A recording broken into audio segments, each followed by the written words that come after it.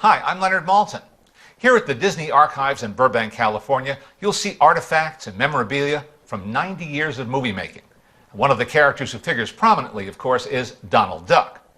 As we dive again into the Disney Vault, we're going to show you one of his rare forays into the world of feature films.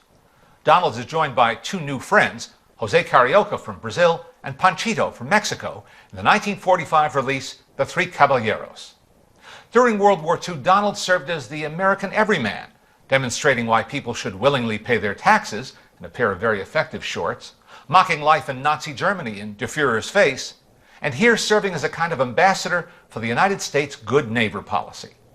It was our government that encouraged Walt Disney to discover and share the cultures and traditions of Central and South America. You'll learn more about that in a fascinating documentary later tonight. The Three Caballeros was the happy result of Walt and his staff's research trip south of the border.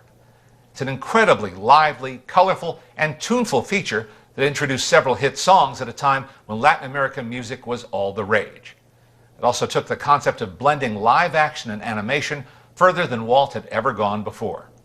Remember, his first successful series in the 1920s put a little girl in a cartoon world. Well, here you'll actually believe that Donald Duck is dancing with a real-life woman and cavorting with a bevy of bathing beauties. The use of color is striking, and the animation itself is zany and freewheeling, and one of my favorite unsung Disney features, The Three Caballeros. South America, take it away. I love everything about this movie, the look of it, the sound of it, and its comic energy. It's easy to see why Baia and You Belong to My Heart made it onto the hit parade.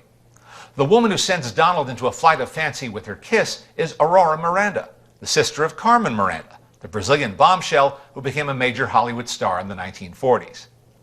It was Walt Disney's longtime colleague, Ub Iwerks, who refined the techniques that enabled Donald and his friends to blend into a live-action world so effectively. Iwerks continued perfecting this process until it reached its zenith in Mary Poppins, winning 2 Academy Awards for his work along the way. The Three Caballeros was a much-needed box office success for Disney, who had virtually turned his studio over to the military during World War II and had a hard time making ends meet.